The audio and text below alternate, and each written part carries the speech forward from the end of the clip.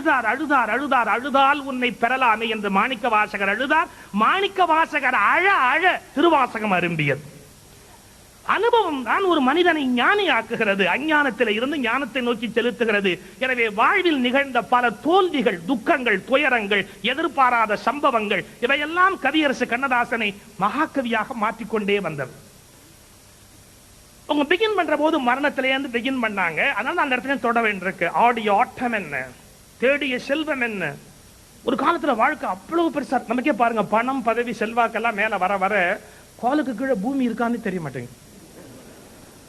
எங்க ஊர்ல திடீர்னு பணக்கார ரைட்டர், எங்க ஊர்ல இந்த கோடி கோடியா லாட்டரி டிக்கெட்லாம் வச்சிருக்கான். இருக்கும், உங்க ஊர்லயும் இல்லாம இருக்கும். ஆசை இல்லாத பைத்தியக்காரன் எந்த ஊர்ல இருக்கிறான்? எல்லா ஊர்லயும் இருக்காங்க. எங்க ஊர்ல இருக்கு, கோடி கோடியா கொடுத்தான், பணக்காரன் ஆயிட்டான்.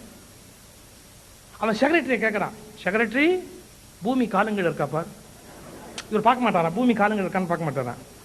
அவன் சொன்னா, உங்க செக்ரட்டரி குனிஞ்சு பார்த்தா கௌரவ குறையுங்கோ, அது அங்கதான் இருக்கும்னா. அவன் அவனை விட ஒருபடி மேல போயிட்டான். அது அங்கதாங்க இருக்கும், நான் குனிஞ்சு பார்த்தா கௌரவ குறைவு.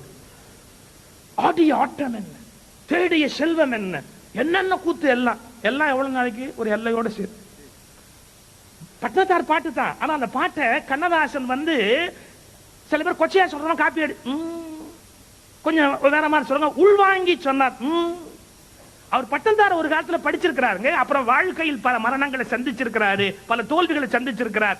இப்படி சொல்லலாம், பட்டினத்தார் மீண்டும் கண்ணதாசனுக்குள் புகுந்து கொண்டு எழுதினார் அப்படி வேணா சொல்லுவோம். ஒருத்தர் பார்த்து வாங்கி காப்பி அடிக்க நல்ல மகாகவியா இருக்கிறார் அவர் இல்ல.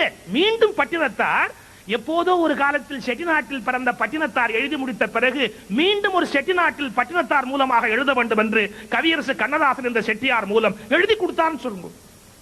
அவர் மூலமா அதே அனுபவத்தை எழுதுறார். வீடு வரை உறவு, வீதி வரை மனைவி, காடு வரை பிள்ளை, கடைசி வரை ஆறு, அத்தமும் வாழ்வும் அகத்து மட்டே, விழி அம்பொழுக மெத்திய மாதரும் வீதி மட்டே. பட்டணத்தாருடைய திருவாக்கு. இதுக்கு ஐயா டிஎம்எஸ் சொன்னாங்க, கடைசியில பட்டணத்தார் எப்படி முடிக்கிறார், பாவமும் புண்ணியம் தான் கடைசி வரைக்கும் வரும்னு முடிக்கிறார் பட்டணத்தார் பாட்டுல. ஆனா கண்ணதாசனுடைய பாட்டுல கடைசி வரை யாரோன்னு முடிஞ்சு போகுது. அதை அவங்க கேட்டாங்களா, என்ன கடைசி வரைக்கும் யாரோன்னு கவிஞரை போட்டுட்டீங்களே, பட்டணத்தார் பாட்டுல அப்படி இருக்கே, பாவ புண்ணியம் சொல்லப்படாதா அப்படின்னு. கண்ணதாசன் சொன்னாராம், பாவ புண்ணியம்ங்கிறதெல்லாம் உச்சரிக்கிறதுக்கு பட்டணத்தாருக்கு தான் தகுதி இருக்கு, எனக்கு என்ன இருக்குன்னாராம். எவ்வளவு பெரிய வார்த்தை. அவரும் ஞானி சொன்னாருங்க, எனக்கு சொல்றதுக்கு எனக்கு என்ன தகுதி இருக்குன்னா அடக்கம். இன்னைக்கு 2 கவிதை எழுதுறதுக்குள்ளே அவன் சொல்றான், முட்டாள்களே கவியரங்கத்தை ஆரம்பிக்கிறான். இந்த சூரியனை கொஞ்சம் கவனியுங்கள். தன்னை பற்றி தானே சூரியன் ஆரம்பிச்சுட்டான். சூரியன் தான் எல்லாருக்குமே தெரியும், பார்த்த உடனே கண்ணுக்கு தெரிய போகுது. அது என்ன தானேவா சொல்லிக்கணும்? இந்த கவியரங்கத்துல அவை அடக்கம்னு ஒண்ணு உண்டு. அதாவது அவைக்கு அடக்கமா பாடுறது. இப்ப அப்படி இல்லை, அவையை அடக்குவது அவை அடக்கம். உங்களுக்கு ஒண்ணும் தெரியாது, எனக்கு தான் எல்லாம் தெரியும்னு ஆரம்பிக்கிறான். ஆனா அவர் பாருங்க, அடக்கத்தின் உச்சியில இருந்தார், பணிவனுடைய உச்சியில இருந்தார். நீங்க நம்பினா நம்புங்க, ஆனந்த விகடன்ல சுரதா அப்படின்னு ஒருத்தர் கவிதை எழுதிட்டு இருந்தார் ஒரு மாதிரி வார வாரம். அது ஒரு சிச்ச சோ அவரை கிண்டல் பண்ணி ஒரு கவிதை எழுதிட்டார். இது கம்பாசிட்டர் கவிதையா அப்படின்னு எழுதிட்டார். உடனே ஆனந்த விகடன்ல என்ன பண்ணாங்க, ஒவ்வொருத்தையும் பதில் கவிதை வாங்கி போட்டாங்க. கொத்தமங்கலம் சுப்பு ஒரு கிராமியமா பாட்டு எழுதுறவர், கொத்தமங்கலம் சுப்பு அவருடைய பாட்டு, அப்புறம் வாலி அவருடைய கவிதை, இப்படி எல்லாத்தையும் கவிதை வாங்கி போட்டிருக்கிறாங்க. அதுல இவர் என்ன பண்றாரு, கவிஞர் அதுக்கு ஒரு கவிதையை அனுப்பிச்சிட்டார் முதல்ல, அப்புறம் ஒரு கடிதம் அனுப்பிச்சிருந்தார். கடிதம் தான் ஆனந்த போட்டிருந்தா என்னன்னா, இதுக்கு பதில் இவ்வளவு பெரிய கவிஞர்கள் எழுதுகிறார்கள் என்பது எனக்கு தெரியாமல் போய்விட்டது. பல பெரிய கவிஞர்கள் கவிதையை வெளியிடுகிற போது என்னுடைய கவிதையை தயவு செய்து வெளியிட வேண்டாம், எனக்கு கூச்சமாக இருக்கிறது. எவ்வளவு அடக்கம் பாருங்க, எந்த நிலையிலையும் அவருடைய பெரிய உள்ளம்.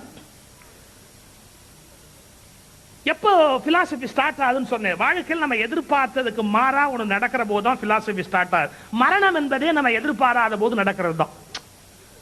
இப்ப யாராவது வரும்போதே நான் 70 வருஷம் பூமியில் இருக்கலான்ற ஐடியாவோட வந்திருக்கிறேன், நீங்க நான் ஒரு 55 வயசு வரைக்கும் இருக்கலாம், ஏன் இல்ல அதுக்கப்புறம் இருந்தா ரொம்ப போர் அடிக்காதான், அதுக்கப்புறம் போயிடலாம் ஐடியாவோட. அவரு போவே கூடாதுன்ற ஐடியாவோட இருக்கிறார். அவரு என்னைக்கு மார்ச் 7ஆம் தேதி, என்ன நான் வர முடியாது, ஏன் மார்ச் 6 நான் போறதா இருக்கிறேன், அப்புறம் நான் எப்படி வருவேன்?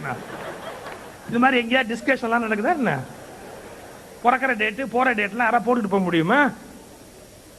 திருப்புகள்ல ஒரு வரி வரும், என்னால் பிறக்கவும் என்னால் இறக்கவும் என்னால் தரிக்கவும் இங்கு நான் யார், கண்ணா உரித்த என் மன்னா எனக்கு நல் கர்ணாமிருத பதம் தந்த கோவி.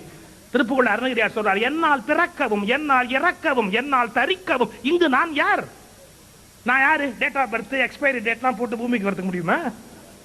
மரணம் என்பது என்னன்னா அன்எக்ஸ்பெக்டட் திங், எதிர்பாராதது மரணம். அதான் மனுஷனை முதல் ஜோல்ட்ட உண்டாக்குது. ஆனா மரணத்தை பத்தி சிந்திக்க ஆரம்பிக்கிறான் பாருங்க, அப்ப தத்துவ ஞானியா மாறுறான். மரணத்துக்கு பயப்படுற போது கோழை ஆயிடுறான், ஆனா மரணத்தை பத்தி சிந்திக்கிற போது தத்துவ ஞானியா மாறுறான். கண்ணதாசன் தன்னுடைய கேள்வி பதில், தன்னுடைய பத்திரிகையில வந்த கேள்வி பதில்ல ஒரு கேள்விக்கு பதில் எழுதுறார் பாருங்க. யார் வாழ்வதற்கு தகுதி உடையவன்? யார் வாழ்வதற்கு தகுதி உடையவன் அப்படின்னு ஒரு கேள்வி. அந்த யார் வாழ்வதற்கு தகுதி உடையவன் அப்படிங்கிற கேள்விக்கு அவர் எழுதின பதில் என்ன தெரியுங்களா? யார் சாவதற்கு அஞ்சுவதில்லையோ அவன் மட்டுமே வாழ்வதற்கு தகுதி உடையவன். இதை விட லைஃப் கிளியரா வேற யாரும் பார்த்திருக்க முடியாது. யார் சாவதற்கு அஞ்சுவதில்லையோ அவன் தான் வாழ்வதற்கு தகுதி உடையவன். வாழ்க்கையை பற்றிய ஒரு உன்னதமான ஒரு பார்வை. ஏன்னா இது எட்டர்னல், இது நிகழக்கூடியது, கண்டிப்பாக நிகழக்கூடியது, நம்மால் தடுத்து மாற்றக்கூடியது அல்ல. எனவே அதை வரவேற்பதற்கு நாம் பழக வேண்டும் என்ற எண்ணத்தில் எலும்புக்கும் சதைக்கும் மருத்துவம் கண்ட இதற்கு ஒரு மருந்தை கண்டேனா, கூக்குரலாலேயே திரும்பாது, அது கோர்ட்டுக்கு போனாலும் திரும்பாது, எங்க போனாலும் என உயிர் திரும்பி வந்துருமா? எவ்வளவு ஆழமான ஒரு சிந்தனை. வந்தவனை கேட்டால் சென்று விடு என்றால், சென்றவனை கேட்டால் வந்து விடு என்பார். இது யாராலும் முடியாததுன்னு. உங்களுக்கு மரணத்து மேல எப்ப தெளிவு வரும் தெரியுமா? வரிசையா நமக்கு தெரிஞ்சவங்க 4-5 பேர் இப்படி வரிசையா பாத்துக்கிட்டே வந்தோன்னு சரி சரி நமக்கு ஒரு நாள் வரப்போகுதுங்கிற கிளாரிட்டி வந்துடும். எப்ப வருதுன்னு தான் தெரியல, அவன் எப்படி வரப்போகுது. தொடர்ந்து ஒரு 8 பேர் வீட்டுல செத்துக்கிட்டே இருந்தான்னு வச்சுங்க, யாரும் சாவை பத்தி கவலைப்பட மாட்டான். இந்த மாசம் யாரு அப்படின்பா, இந்த மாசம் ஒய்ஃப் சொல்லுவா, உங்க அம்மா தான், அதான் இன்னும் போக மாட்டேங்குது, அதை அனுப்பிச்சுட்டா பல பேருக்கு நிம்மதி அப்படின்பா. சார் ஒரு ஜோக் போட்டிருந்தா, ஹஸ்பண்ட் இறந்து போயிட்டான உடனே எல்லாம் பண்ணி இப்படி எடுத்துட்டு போறாங்க, பாடி எடுத்துட்டு போறாங்க, டெட் பாடியை. போறவன் சும்மா போல, அப்படி எடுத்துட்டு போகும்போது ஒரு மேஜையில அவன் கால் இடிச்சிருச்சு, ஹஸ்பண்டோட கால் இடிச்சிருச்சு. எந்திரிச்சு உட்காந்துட்டான், பழச்சிட்டான். சரி பழச்சவன இல்ல நீ மயானத்துக்கு போன அனுப்ப முடியுமா?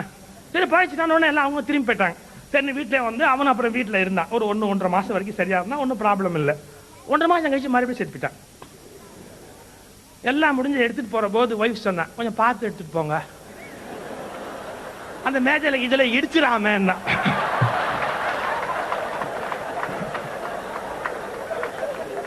ஏன்னா இவன் அப்பப்ப இப்படி வீட்டுக்கு வந்துகிட்டே இருந்தா என்ன பண்றது?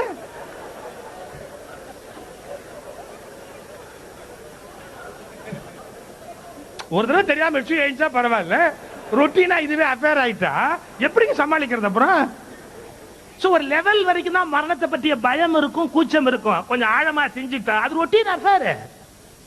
எல்லாரும் தான் மாமுனியும் காமுகனும் மாண்டான், கடவுள் நெறி பேசும் மாமுனியும் மாண்டான், மற்றிதிலே யார் பெரியார், கண்ணாசுடைய தணிக்கை வித. எல்லாம் தான் செத்து போயிட்டான், எல்லாருக்கும் தான் மரணம் வருது. காமுகனும் மாண்டான், கடவுள் நெறி பேசும் மாமுனியும் மாண்டான், மற்றிதிலே யார் பெரியார். சார் சாமியார் இருக்கிறார், சாகாம இருந்துட்டாரா? எல்லாம் வானம் அப்படின்ட்டு சாமியாரே ஒருத்தர் ஆயிட்டார். சாமியாருக்கு சாவே வரலையா? எங்க ஊர்ல சாமியாரே சாவடிக்கிறான். ஏன்னா அவர் கைலாசத்துக்கு போகணும் பூஜை பண்ணார், கைலாசத்துக்கு நானே அனுப்பலாம்னு ஏற்பாடு பண்றேன், அவரே கோர்ட்டுக்கெல்லாம் போறாருங்கிறான்.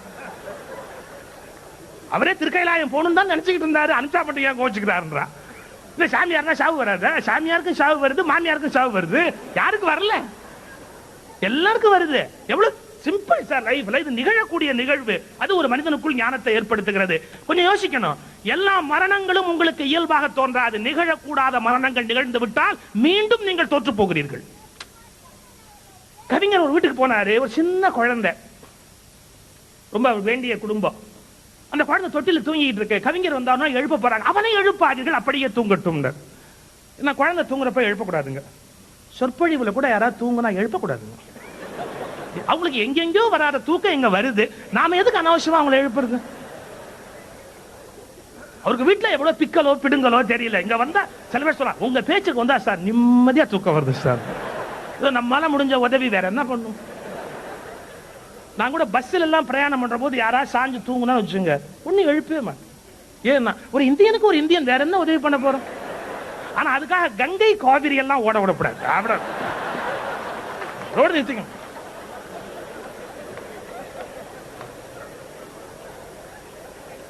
ஜெனரலி பொதுவா ஒரு வீட்டுல டெலிவரி ஆயிருக்குன்னு குழந்தைய பார்க்க போறாங்க. குழந்தை தூங்கிட்டு இருந்தா சில பெண்கள் அப்படி இல்லை, எழுப்புவாங்க போட்டு, தெரியுங்களா? அதை போட்டு அதை எழுப்பி இவங்க கையில ஒரு 10 ரூபா, அழுக்கு 10 ரூபா வச்சிருப்பாங்க. எங்க ஊர்ல அதை கொடுத்து அது கையில திணிச்சிட்டு வரட்டுமா, அது வீல் வீல் வீல் கத்திக்கிட்டு இருக்கும், இவங்க போயிடுவாங்க. ஒரு நல்ல நாகரிகம் உள்ளவங்க குழந்தை தூங்குற போது எழுப்ப மாட்டாங்க. இது கவிஞர் ரொம்ப குழந்தை மனசு உடையவங்க. அவரை மாதிரி ஒரு சாஃப்ட் நேச்சர்ட் பர்சனாலிட்டி பார்க்கவே முடியாது. மிக மிக மிக மிக மென்மையான ஒரு மனிதர், குழந்தையின் மனமுடையவர் அவர். ஷியோ குழந்தை தூங்குது எழுப்பாதீங்க அர்த்தத்துல எழுப்ப வேண்டாம் அப்படின்ட்டு போயிட்டார். குழந்தை தூங்கட்டுன்னு போயிட்டார். என்ன வார்த்தையோ தெரியல, வார்த்தை பழிச்சு அந்த குழந்தை செத்து போச்சு. நிகழ்வு நடந்த நிகழ்வு, குழந்தை இறந்து போயிடுச்சு. தள்ள அடிச்சுட்டு அழறாரு. ஐயோ நான் அன்னைக்கு அமங்கலமா அந்த வார்த்தை சொல்லிட்டேன், நான் என் வாக்கு பழிச்சிருச்சு, அவனை எழுப்பாதீர்கள் அப்படியே தூங்கட்டும் அப்படின்னு. தூங்கியே போயிட்டானே, தாங்க முடியல அவரால். நீங்க இங்க இன்னொரு விஷயத்துக்கு போனோம். என்ன தெரியுங்களா, கவிஞர் வாக்கு பலிதமுடைய ஒரு மகாகவி என்பதும் வெளிப்பட்ட இடம் இந்த இடம். நீங்க கவிஞனா மேல போக போக வெறும் வார்த்தை ஜாலம் காட்டுகிற வார்த்தை நெசவாளி அல்ல கவிஞன். வார்த்தை நெசவாளி அல்ல, அவன் ஒரு மகானாக இறையாற்றல் பெற்றவனாக என்ன சொல்லுகிறானோ அது பலிக்கிறவனாக மாற வேண்டும். அவன் தான் ரிஷி. இப்ப நீங்க பாத்தீங்கன்னா நான் சொன்ன சம்பவத்துக்கு செட்டிநாட்டில் பாடுவார் முத்தப்ப செட்டியார் ஒரு பெரியவர் இருந்தாரு. அவர் என்ன சொல்றாரு அப்படியே பலிக்கும். செத்தனை எந்திரினா எந்திரிக்கணும், இருக்கிறவன் போனா போகணும். அவருக்கு வாட்டில் அவ்வளவு வாக்கு பலிதம். அவர் ஒரு ஊரை திட்டிவிட்டாருங்க. அந்த ஊர் மண் மாறி பெய்யட்டும், மண் மாறி பெஞ்சது. திருநெல்வேலிக்கு வந்தாரு. சைவ வேளாளர்கள் அவற்றை சீண்டி விட்டாங்க. அவர் பாட்ட ஆரம்பிச்சார். நெல்வேலி செய்வன் ஒரு நெல் ஒருவருக்கு உதவான் பாருங்க. எல்லாம் காலில் விழுந்து அப்படியே விட்டுருங்க பாட்டு, மேற்கொண்டு பாடாதீங்க, மேற்கொண்டு பாடாதீங்க அப்படின்ட்டு. அவ்வளவு வாக்குப்பளிதம் உடையவர் பாடுவார் முத்தப்ப செட்டியார். உங்களுக்கு வரலாறு தெரியணும். பாடுவார் முத்தப்ப செட்டியாரால் சபிக்கப்பட்ட ஊரை மறுபடியும் மழை பெய்து நல்லதாக மாற்றுவதற்கு கவியரசு கண்ணதாசனை அழைத்துக் கொண்டு போய் அந்த ஊரை வாழ்த்தி பாடும்படி சொன்னார்கள். அவர் பாடினார், அந்த மண்ணில் மழை பெய்தது.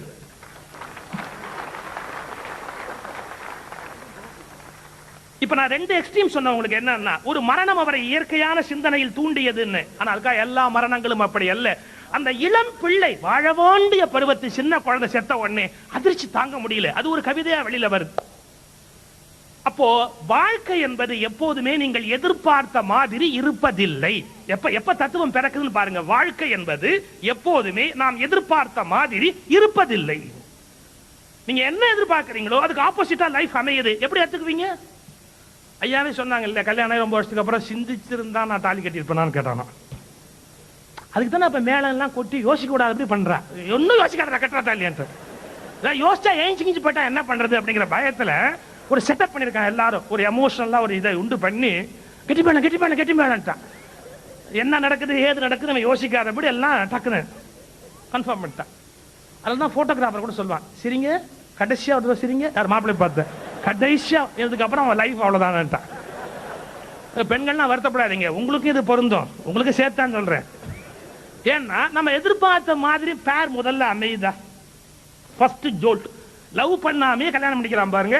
நான் முதல்ல சொன்ன பிடிச்சிருக்காருன்னா அதை விடுங்க. சோ எதிர்பார்த்த மாதிரி பேர் அமையல, அப்ப லைஃப் பற்றிய ஒரு உலுக்கல் வருது. அப்புறம் என்னன்னா, லவ் பண்ணியே கல்யாணம் பண்ணா சார், 2 வருஷம் கழிச்சு தெரியுது என்னன்னா அவளுக்கு வேற ஒரு கான்டாக்ட் இருக்குன்னு. என்ன பண்ண போறான்? துடிச்சிட்டான். ஐயோ இதுக்கா இவ்வளவு பாடுபட்டோம், தாங்க முடியல. இப்ப ரிவர்ஸ் எடுத்துங்க. அவளும் லவ் பண்ணி கல்யாணம் பண்ணா 3 வருஷம் கழிச்சு தான் தெரியுது என்னன்னா அவர் ஒரு அனெக்ஸ், இலவச இணைப்பு. இவ துடிக்கிறா. இப்ப விரும்பி கல்யாணம் பண்ணிக்கிட்டா. அவனை ரொம்ப அப்பா அம்மா எழுத்துக்கு கல்யாணம் பண்ணிருக்கிறா. அவ்வளவு பாடுபட்டு இருக்கிறா. பெரிய பணக்காரங்களா இருக்கிறாங்க. அந்த பெரிய வீட்டுல குடி இருக்கிறா. புருஷன் வெளியே போயிட்டு திரும்பி வர்றான். அவனுக்கு என்னென்ன வேணும் வாங்கி கொடுக்குறா. பட்டு புடவை, நகை, என்ன நெக்லஸ், என்ன கேட்ட போது காரு எல்லாம். ஆனா என்னன்னா ஒரு விஷயத்துல சரியில்லை. உங்கள் மனைவியை திருப்தி செய்வது என்பது பொன்னாலும் மணியாலும் மட்டுமல்ல, அவளை தவிர இன்னொருவரை நேசிக்கவில்லை என்று ஒழுக்கத்தோடு ஆண்கள் இருக்க தொடங்கினால் எல்லா மனைவியும் எல்லா கணவனையும் கடவுளாக கும்பிட தயாராக இருப்பாள்.